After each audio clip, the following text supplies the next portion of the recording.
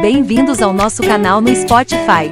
Você ouvirá neste momento a segunda mensagem da série Avivamento com o pastor Daniel Ventura. Deus abençoe sua vida e fale ao seu coração. Que manhã linda, que manhã maravilhosa. Contemplar aquilo que Deus graciosamente tem feito na nossa vida, na nossa história, nas nossas famílias. Meu coração fica transbordando de gratidão a Deus pela oportunidade que a gente tem nesse tempo de participar deste movimento que Deus tem realizado nesse local. Vocês sabem que a Casa Viva Itaipava nasceu há pouco mais de um ano e a gente tem colecionado nessa trajetória o cuidado, a bondade, a graça e a manifestação do poder do Senhor. E ver, pastor Rainho, as nossas crianças nessa manhã aqui, nesse lindo testemunho público daquilo que é a obra do Senhor, por meio de voluntários, e aqui a nossa gratidão a toda a equipe, todo o time do Casa Viva Kids, que tem sido parceiros nessa condução do ensino da palavra do Senhor na vida dos nossos filhos. E hoje à tarde a gente vai ter um momento muito gostoso, junto com os pais, junto com as nossas crianças, mas eu queria te convidar a sempre interceder por aquilo que Deus está fazendo no nosso meio. E você sabe muito bem, estamos aí nos últimos instantes de mudarmos, de irmos para um novo endereço, para um novo espaço. Nós oramos por isso e Deus atendeu o nosso clamor. Então prepara o coração, porque temos muita coisa especial para experimentar de Deus nesse tempo. E a gente quer convidar você a participar disso, orando para que Deus de fato guie os nossos corações, guie as nossas mentes, prepare-nos para que sejamos de fato aquilo que está estabelecido na nossa missão enquanto igreja, a extensão do amor de Deus em tudo aquilo que a gente faz. Nós desejamos marcar Itaipava com o amor de Deus por intermédio das nossas vidas. Eu estou muito feliz de poder participar disso que Deus está fazendo. E eu quero convidar você a também fazer parte desse movimento. Se você ainda não está participando de maneira efetiva na participação contributiva, financeira, a gente quer desafiar você a isso.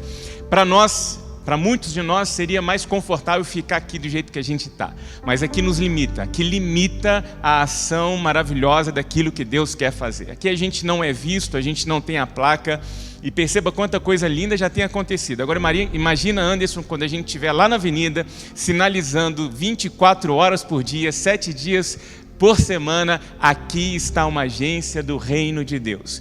Coisas lindas vão acontecer, eu creio nisso. Você crê nisso? Em nome de Jesus, nossos amigos, os nossos ambientes de trabalho, a nossa cidade sendo transformada pela presença do povo de Deus. Então que Deus nos conduza nesse movimento. Eu tenho a oportunidade nesse momento, reservado à reflexão da palavra de Deus, de ter aqui o encargo sagrado de compartilhar com você um pouco daquilo que Deus tem colocado nos nossos corações já há algumas semanas. Iniciamos aqui uma série de reflexões que norteará o nosso caminho aí nas próximas semanas, submissos a este grande tema, avivamento. E nós há 2 semanas já tratamos algumas questões relacionadas a esse tema. E eu queria retomar aqui e abrir essa reflexão neste dia, trazendo algumas informações que são necessárias para esclarecer ainda mais as nossas mentes e os nossos corações com relação à definição adequada do que seria um avivamento bíblico. E é interessante que nós temos 2 maneiras de definir as coisas. Uma forma é dizer aquilo que são, e outra forma é dizer aquilo que elas não são.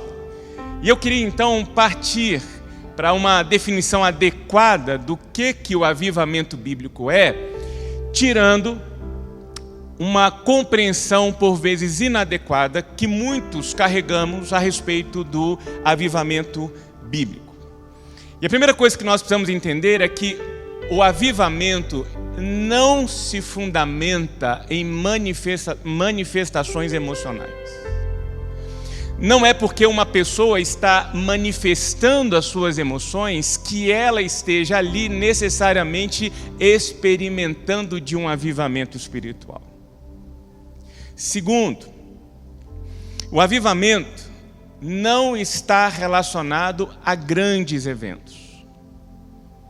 O avivamento de Deus não depende de palco, não depende de luz, não depende de fumaça, não depende de som e não depende de celebridade A ou B, do pregador X, do cantor Y. E ouso dizer, digo eu não, Senhor, que é provável que muitas dessas coisas atrapalhem a manifestação do agir sobrenatural de Deus em nós. Terceiro, avivamento não se define por manifestação de maravilhas e sinais. Não necessariamente. Aliás, disse Jesus que nos últimos dias apareceriam pessoas que em nome dele fariam prodígios, maravilhas e sinais. E o próprio Senhor Jesus disse que a esses no dia do juízo será proferida tais palavras: eu não vos conheço. E por último, avivamento não se define necessariamente com a manifestação de dons espirituais. E um exemplo que nós temos registrado, inclusive nas páginas do Novo Testamento, é a própria igreja de Corinto. Uma igreja que evidenciava de maneira abundante a manifestação de dons, mas que ao mesmo tempo carregava na sua identidade a caracterização da igreja mais carnal do Novo Testamento.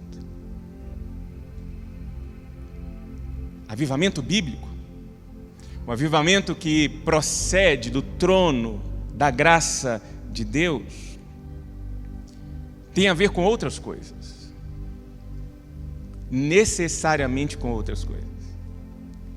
Tem a ver com confissão, tem a ver com rasgar da alma, com o despir-se por completo e de apresentar-se diante de Deus em confissão genuína, reconhecendo quem somos e diante de quem nós estamos. Arrependimento divino tem a ver com esse arrependimento que nos leva a um quebrantamento e nos coloca diante do perdão de Deus.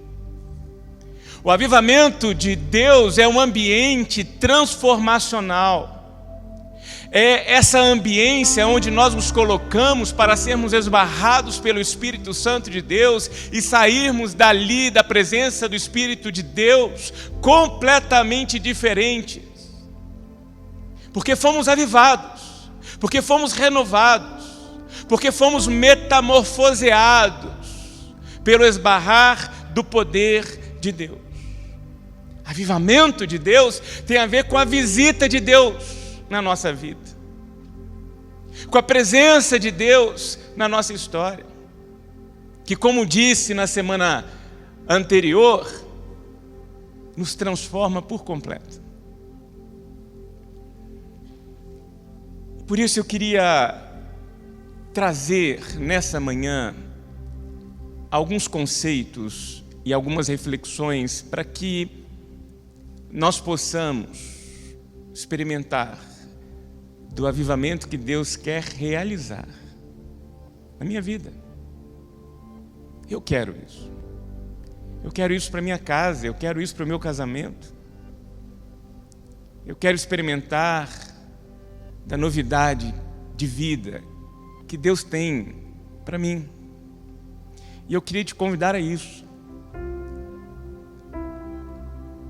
A se entregar, a se colocar na brecha e dizer: Deus, eu quero desacelerar. Eu quero apaziguar o meu coração e descansar no Senhor. Porque eu sei que um dia, na tua presença, eu posso experimentar do extraordinário do Senhor que 1000 dias sobre a face dessa terra não serão capazes de me proporcionar. E por isso eu quero ler com você um trecho das Escrituras que se encontra registrado lá no Evangelho de João, capítulo de número 21.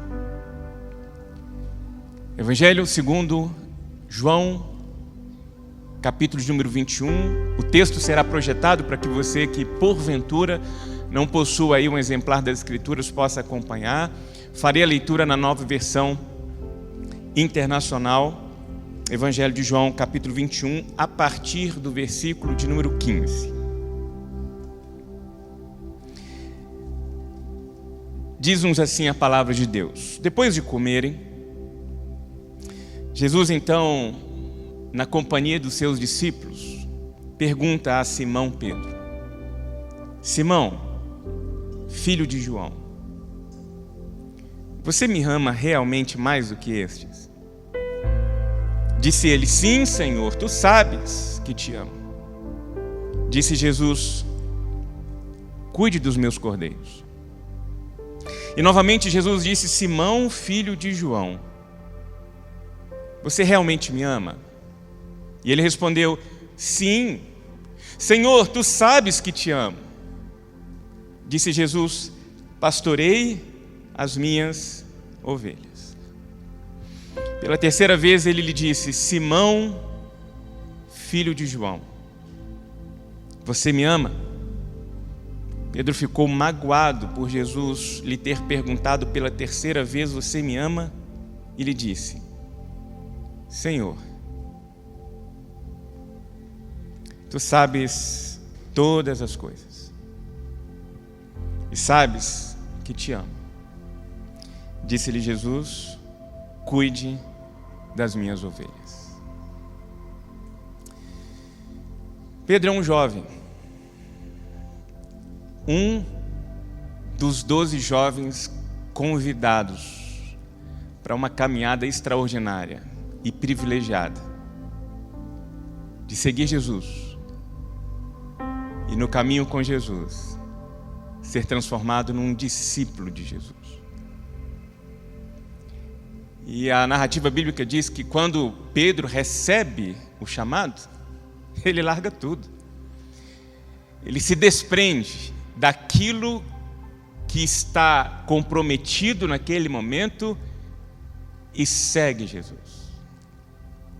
Só que as Escrituras vão trazendo mais informações sobre a trajetória de Pedro e nós somos surpreendidos com a notícia de que Pedro, de fato, andou com Jesus. No entanto, a caminhada inicial de Pedro com Jesus foi uma caminhada descomprometida com Jesus. Começou, mas começou da maneira errada. Seguiu Jesus, mas seguiu Jesus da maneira errada. Depois você tem a oportunidade de ler o capítulo 16 do Evangelho de Mateus, que vai nos contar que está ali novamente Jesus Cristo juntamente com seus discípulos e começa a compartilhar com o seu coração, com cada um dos seus discípulos, que a morte, a sua morte está próxima. Enquanto estão ali os apóstolos ouvindo Jesus Cristo trazer uma notícia bombástica de que, olha, o meu tempo com vocês agora é menor. Em breve eu serei esbarrado pela morte e serei levado desta realidade para uma outra realidade. E enquanto Jesus ali compartilha o conteúdo do seu coração e noticia para os seus discípulos o que haveria de acontecer, Mateus vai nos dizer que Pedro, de maneira rompante, interrompe Jesus Cristo e diz: jamais, pode mudar de assunto, Que papo de doido é esse? Que mané, vamos morrer o quê? O senhor está aqui, o senhor tem 33 anos de vida. Somos um grupo de jovens. Se alguém quiser que o Senhor morra, tem que passar antes por cima de mim, porque eu não permitirei que o Senhor morra. E o texto nos surpreende em seguida com a reação de Jesus Cristo, que se vira para Pedro e diz o que para Pedro? Para trás de mim, Satanás. Eu sei que há uma tendência nossa, e muitos de nós lemos esse texto dessa forma, é como se Jesus Cristo estivesse olhando para Pedro e estivesse chamando Pedro de Satanás no intuito de denominá-lo como um demônio, como uma manifestação demoníaca. Mas não é isso que está acontecendo nesse diálogo de Jesus. A expressão Satanás, na sua língua original, ela tem como definição um adversário, alguém que se coloca e interpõe a uma ação. Então, é como se Jesus estivesse dizendo assim para Pedro: Pedro, você está numa posição errada. Você está na minha frente. Você está se tornando um obstáculo no meu caminho. E você, como discípulo, tem que andar atrás de mim. Então, Pedro, para trás. Porque muita gente acha que é como se Jesus estivesse falando de retro. Sai de retro, não é? É para trás de mim. Se você é meu discípulo, você não anda na minha frente. Você anda atrás de mim. E é interessante porque aqui, exatamente nesse ponto da história de Pedro, inicia o processo de queda de Pedro. Você conhece alguém que começou a seguir a Cristo e depois de um tempo parou de seguir Jesus? Eu conheço. Eu tenho certeza que todos nós carregamos na nossa memória, no nosso coração, nomes, histórias, por vezes muito próximas a nós, no nosso ambiente familiar, de gente que começou a seguir, mas porque começou a seguir de maneira errada, se desviou. E essas pessoas que conhecemos, à semelhança de Pedro, saíram da presença de Deus ou caíram, porque nutriam no seu coração uma visão equivocada de si mesmos. Lembra da palavra de Pedro quando Jesus disse assim: olha, alguém vai me trair. Estamos aqui, mas alguém nesse grupo vai tomar uma iniciativa de trair a comunidade, de trair esse elo dos nossos corações que é estabelecido pelo amor, que é estabelecido pela confiança. E quando Jesus traz essa informação, volta Pedro dizer: jamais, jamais, ai de alguém nesse grupo que se manifestar contra. Ai de alguém que se levante aqui para trair o Senhor. Jamais, eu não permitirei, nunca, jamais, eu não te abandonarei. Eu sou capaz, Senhor, de morrer pelo Senhor, porque afinal de contas, eu sou um seguidor do Senhor. Só que Jesus sabia que não bastava segui-lo. O nome do jogo não é seguir Jesus. O nome do jogo não é declarar com os lábios o nome de Jesus. O nome do jogo é entregar e render o coração ao senhorio do Senhor Jesus. É essa rendição, é essa entrega, é essa permissão de que o Senhor, como mestre, estabeleça os padrões, os caminhos, as maneiras, as formas com as quais eu devo conduzir a minha vida. Afinal de contas, o Senhor é o mestre. Afinal de contas, o Senhor tem uma percepção diferente, mais ampla da vida do que eu, como discípulo do Senhor.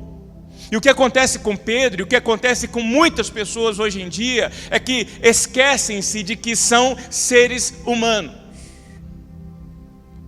Abandonaram a compreensão da sua identidade enquanto humanidade.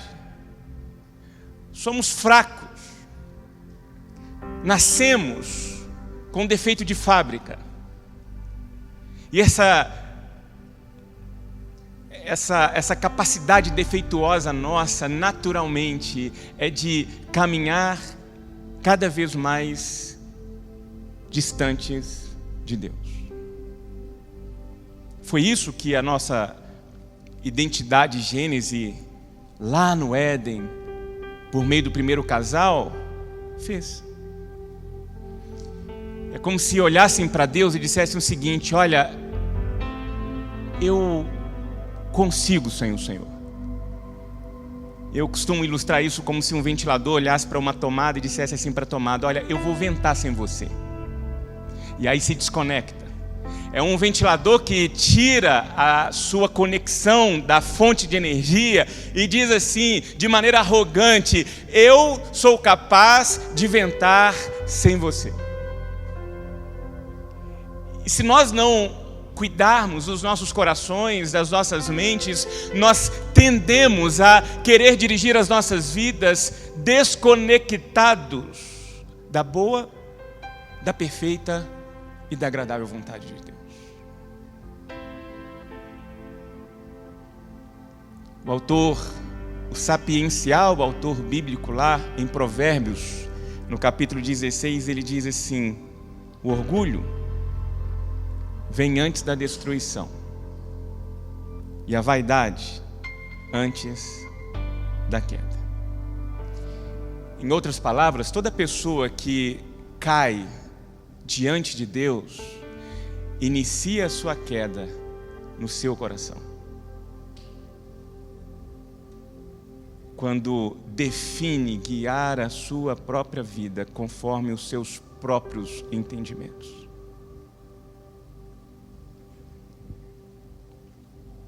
Pedro, por estar com seu coração cheio de si, cai. A história avança. Judas entra em cena, denuncia Jesus, vem acompanhado dos soldados romanos, que se colocam prontos para capturar Jesus Cristo, e Pedro, novamente, de maneira arrogante, do jeito Pedro de ser, precipitado, pega a espada e pula em direção ao soldado e decepa a orelha do soldado. Pode ter certeza absoluta de que o intento de Pedro não era cortar a orelha do soldado. É porque o soldado foi um pouquinho mais esperto do que Pedro e deixou só a orelha para trás. Porque tem gente que acha que Pedro se movimentou para cortar a orelha. Eu acho que a intenção era cortar o pescoço. Ele arrancou o pescoço e ficou a orelha, e foi o pedaço da orelha. Mas está ali a precipitação, manifestada por meio da carne, da carnalidade, do instinto, daquela besta fera que, vez por outra, se manifesta de dentro da gente. E olha, quando a gente está longe de Deus, quem grita mais alto não é o Espírito de Deus. Quando nós estamos longe de Deus, quem grita mais alto é a carne. E as nossas crianças nos ensinaram isso aqui hoje. As nossas crianças, durante esse primeiro bimestre, aprenderam que só existem duas possibilidades na vida. Ou a gente permite que o Espírito Santo de Deus age em nós, frutifique em nós, ou a gente vai abrir caminho para os nossos instintos. E aí nós vamos contemplar as consequências da manifestação da carnalidade, da nossa natureza adâmica, da besta fera que se espreguiçou e não foi dominada, da besta fera que foi solta e foi marcando as vidas e os ambientes ao nosso redor. E Pedro não para o seu processo de queda. Veja como é um caminhar de precipício sobre precipício. Jesus é capturado. Pedro continua seguindo Jesus, só que à distância, sorrateiramente, de maneira cautelosa. Jesus é levado ao pátio do sumo sacerdote para ali ser julgado. Pedro se esconde no meio da multidão, quando de repente a narrativa bíblica diz que alguém olha para ele e tem ali uma memória da fisionomia dele, diz o seguinte: eu já te vi com aquele homem ali. E aí Pedro, no seu rompante, responde: jamais, você está me confundindo com outra pessoa, vira essa boca para lá, eu não conheço esse homem. Então ele se levanta, vai para um outro local, e aí alguém olha para ele novamente e diz: eu te conheço, eu já vi você nas andanças daquele que está ali sendo julgado. Ele sempre estava acompanhado de 12 jovens, e você, eu tenho quase certeza, você é um desses 12 jovens. E aí Pedro responde novamente, se defendendo, dizendo: não, eu não conheço esse homem, faz juras, eu juro, eu nunca vi esse homem na minha vida. Aí se levanta dali, se coloca em outro local no pátio, tentando se esconder ainda mais, até que aquele movimento chama a atenção daqueles que estão ali reunidos no pátio, e aí um começa a conversar com o outro, começa a tirar dúvidas um no ouvido do outro: será, não é, será, não é, até que de repente começa um burburinho e alguém não se aguenta e diz: é sim, reconheci agora, você estava com ele naquele dia, naquele local, você é o tal de Pedro, o discípulo que andava com Jesus Cristo. E aí Pedro fica ali vendido e responde novamente, jurando pelos céus e pela terra: eu nunca vi esse homem, eu não conheço esse homem. Para de me importunar, olha para ele lá, para de olhar para mim. Ninguém ameaçou Pedro, ninguém estava ali para capturá-lo, ninguém estava ali colocando um risco de comprometimento da sua condição física, da sua vida. E ali, simplesmente sendo argumentado se era ou se não era, ele nega por 3 vezes, e diz-nos o texto bíblico que no momento em que ele termina de negar Jesus Cristo pela 3ª vez, conforme o Senhor Jesus Cristo havia predito, o galo canta. E nessa hora, o texto diz que Pedro e Jesus trocam um olhar que invadiu a alma de Pedro.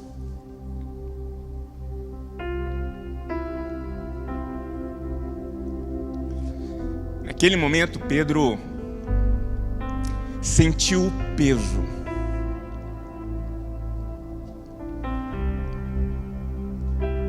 de trair um amigo.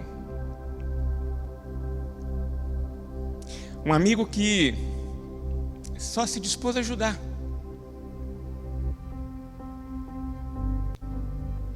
Alguém que ofereceu o ombro. Alguém que ofereceu a vida. E o texto diz que Pedro, tomado por um remorso e por uma dor, sai chorando amargamente.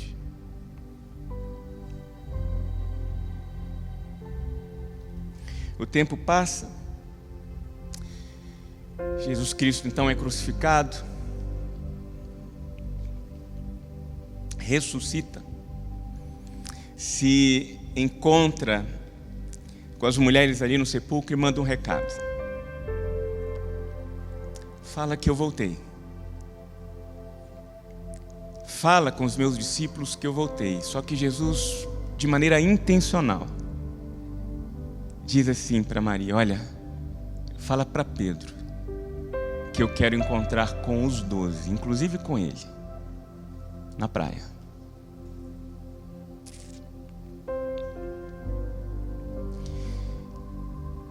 Aí chega a notícia de que ele ressuscitou e que ele quer reencontrar. E diz-nos o Evangelho de João, no capítulo 21, versículo 4, que ao amanhecer, Jesus está na praia e os discípulos não o reconhecem. Então ele lança-lhes uma pergunta: vocês têm algo para comer? Não, responderam eles. Ele disse: lancem a rede do lado direito do barco e vocês encontrarão. Eles devem ter pensado o seguinte: é um maluco, coitado, passou a noite acordado, está morrendo de sono e está falando coisa com coisa. Porque nós somos os pescadores aqui, somos nós que rasgamos esse mar a noite toda e jogamos de maneira incansável a rede de um lado para o outro, e não pescamos nada. E aí vem esse maluco desavisado, do nada, agora no findar dessa madrugada, dizendo: lancem do outro lado. Qual que é a diferença de lançar para cá, para lá? Talvez alguém ali um pouquinho mais ajuizado falou: gente, para quem já lançou rede aqui a noite toda de um lado para o outro, lançar uma vez a mais não vai fazer diferença alguma, gente. Vamos aproveitar que a gente está aqui, vamos jogar essa rede lá. Jogam. E aí, de repente, são surpreendidos com uma rede sendo tomada por uma quantidade de peixes que faz não só o barco comprometer a sua estrutura, porque as redes começam inclusive a se romper. E não é sem razão que o evangelista vai trazer propositalmente a quantidade de peixes que estavam naquela rede: 153 peixes. Segundo a literatura antiga e alguns estudiosos, e eu compacto com essa linha, é de que naquele mar existia exatamente 153 espécies de peixes. Um peixe de cada espécie entrou na rede. Para mostrar duas coisas: o poder sobrenatural de Deus. E segundo, ali era um prenúncio da missão discipular dos seguidores de Cristo Jesus, de lançar a rede em direção à humanidade, a despeito de suas espécies e a despeito de suas raças. Pedro, quando vê aquilo, sabe agora quem está na praia. E mais uma vez, sem pensar, no seu rompante, diz-nos o texto que do jeito que ele estava, ele pula ao mar e vai ao encontro de Cristo Jesus. E eu fico imaginando cada abraçada de Pedro em direção à areia, pensando: é ele. Há 3 dias eu o traí. E está aqui o meu amigo de novo. O que vai acontecer? E ele está ali dando as braçadas. Só que Jesus, de maneira extraordinária, antes dos discípulos chegarem e antes de Pedro se aproximar, Jesus Cristo constrói uma fogueira. Intencionalmente, Jesus Cristo constrói uma fogueira. Jesus Cristo sabia que a fogueira foi o símbolo da traição na memória e no coração de Pedro. E Jesus quer ressignificar isso. Jesus quer que a partir daquele reencontro, todas as vezes que Pedro olhar para uma fogueira, ele não seja consumido pelo remorso de, na fogueira, diante da fogueira, trair Jesus, mas carregar agora nesse ressignificar da sua memória e do seu coração, todas as vezes que olhar para uma fogueira, possa se lembrar do reencontro transformador que Jesus Cristo realizaria com ele.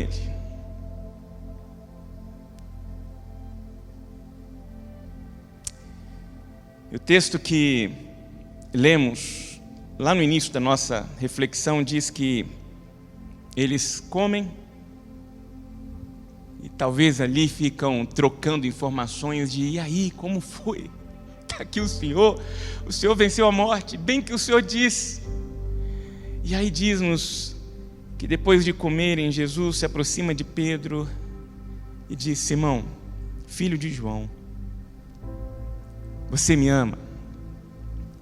Eu já disse isso aqui, eu queria só repetir, porque temos certamente pessoas novas aqui no auditório, mas quando a gente lê, especialmente este trecho das Escrituras, a língua portuguesa não é capaz de expressar o que acontece no diálogo de Jesus com Pedro. Na língua original em que acontece esse bate-papo de Jesus Cristo com Pedro, há um jogo de palavras.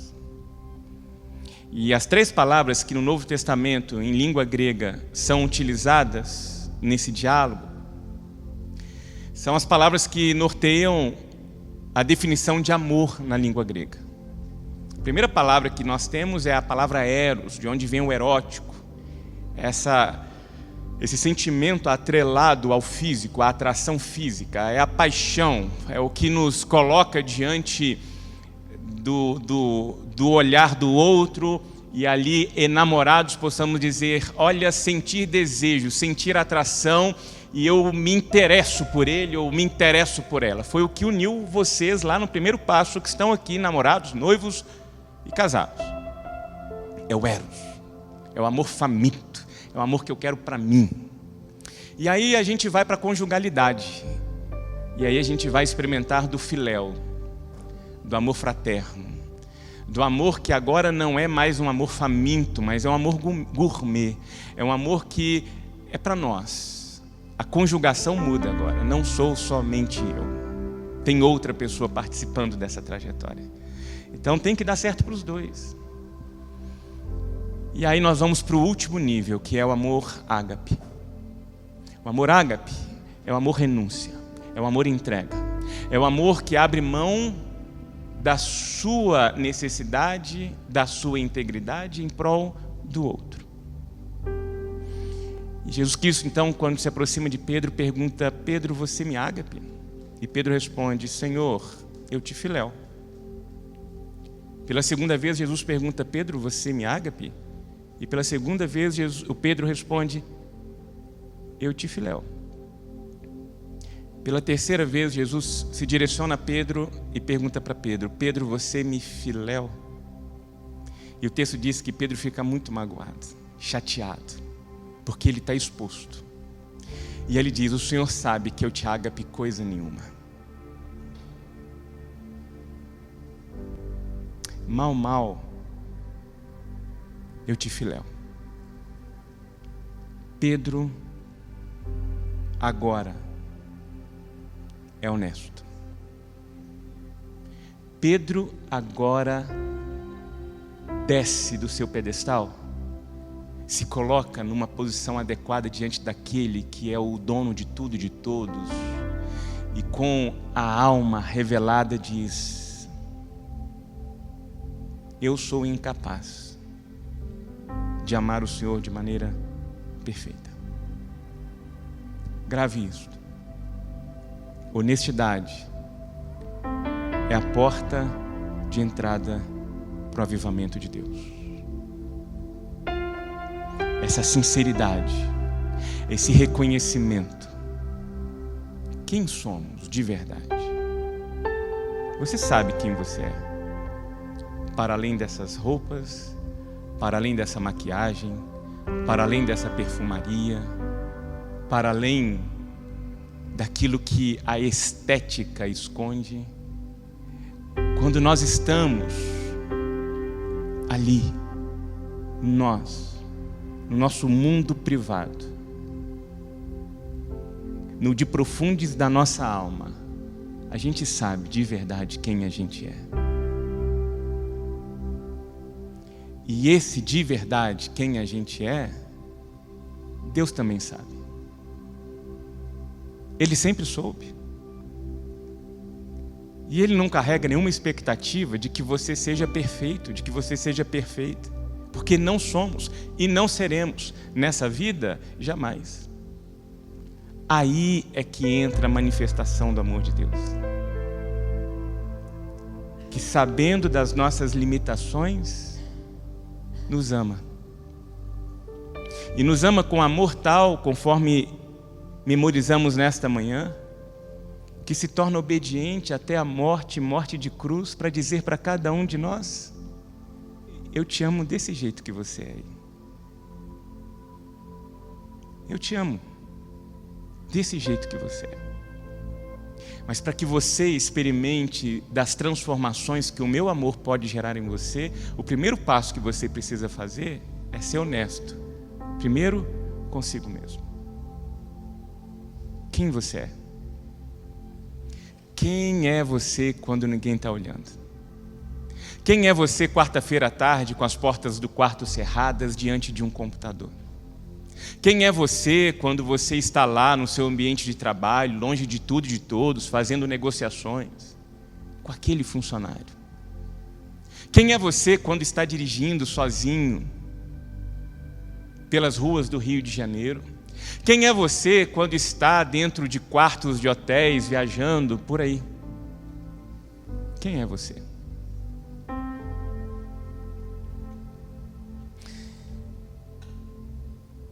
No momento em que nós somos honestos com Cristo e reconhecemos: Senhor, eu não sou tudo aquilo que eu gostaria de ser. Senhor, eu não sou tudo aquilo que o Senhor merece que eu seja. No momento em que nós tomamos essa postura, Jesus Cristo olha para nós como olhou para Pedro e diz o seguinte: eu já sabia. Você não está me surpreendendo. Eu já sabia. Mas agora você chegou exatamente onde você deveria chegar. E por conta da sua sinceridade, por conta da sua honestidade, você abriu agora uma janela para que nós possamos caminhar juntos.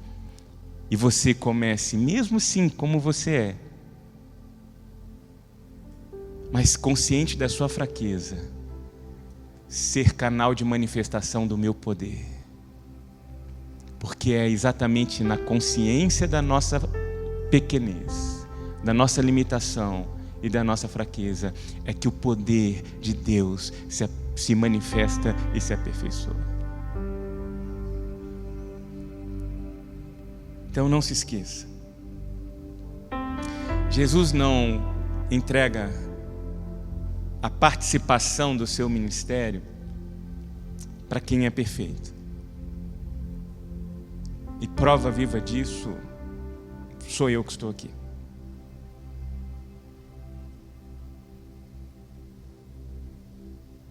E eu sei que por vezes há aquela carga de expectativas, né? O pastor Daniel, o pastor Ranison, o pastor fulano de tal.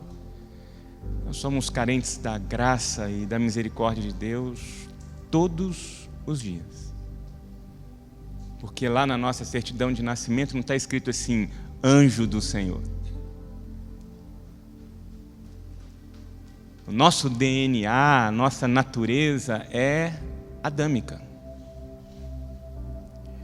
O que a gente precisa todos os dias fazer, que as crianças aprenderam, é nos render ao cabresto do Espírito Santo de Deus para nos amansar, para nos guiar. Porque se nós ficarmos soltos, nós somos como um animal indomável. E aí nós permitimos que se aflore lá do mais profundo da nossa identidade adâmica coisas que dizem respeito à morte, à destruição.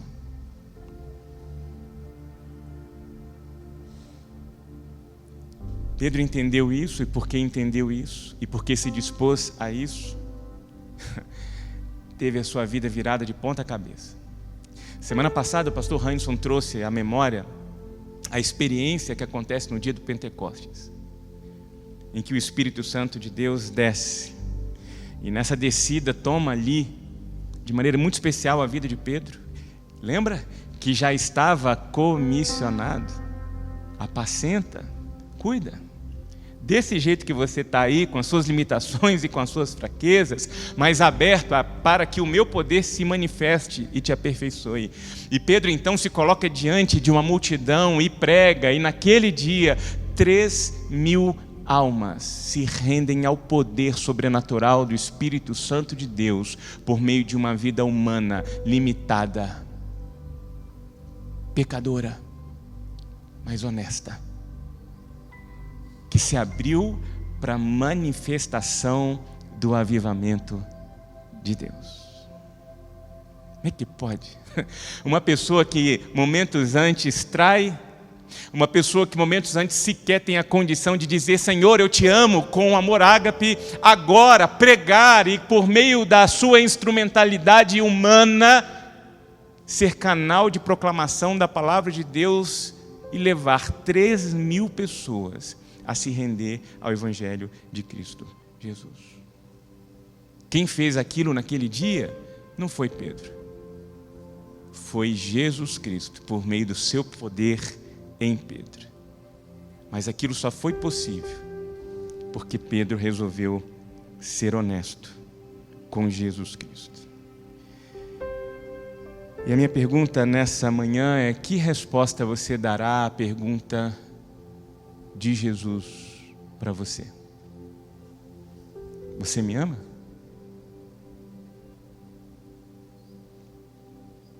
Você de fato me ama? E você? Você me ama? Será que você continuará dizendo: Senhor, eu te ágape. Senhor, eu te ágape. Senhor, inclusive eu faço esforços para estar no domingo pela manhã. Olha, eu carrego, eu faço, eu aconteço, eu ensino, eu toco, eu estou lá. Senhor, olha aí como que eu te ágape.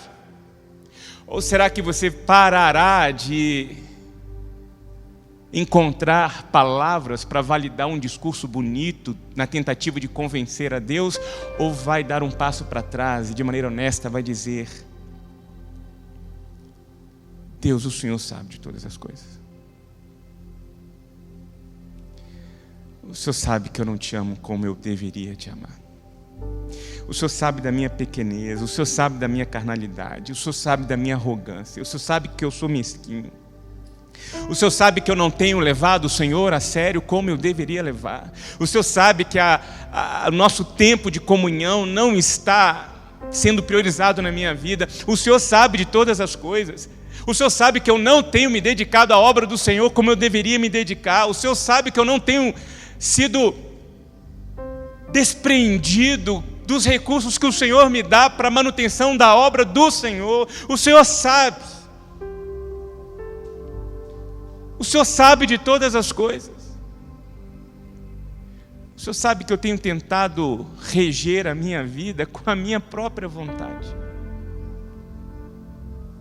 Só que enquanto nós andarmos com queixos altivos, guiados por nossas vontades, nos achando bons demais, suficientes demais, capazes demais, nós estaremos cotidianamente perdendo a oportunidade de andar de mãos dadas com Deus e de sermos usados por Deus.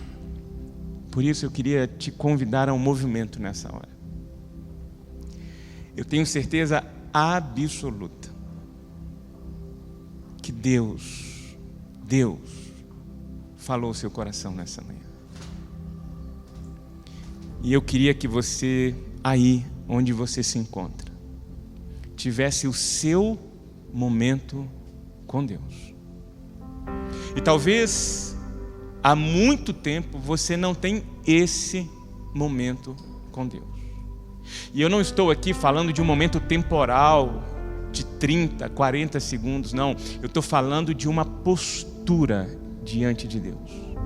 De aí, onde você se encontra, com seu coração, de maneira honesta, dizer para Deus o que Deus já sabe. Mas dessa forma, você abrir os porões da sua alma, aqueles ambientes que há muito tempo não são invadidos pela luz de Deus. Abrir as janelas, abrir as cortinas e dizer: Senhor, traga a tua luz para dentro da minha alma. Eu quero viver um dia novo. Eu quero viver uma nova história com o Senhor. Eu quero ser, nesta manhã, avivado pelo poder do Senhor.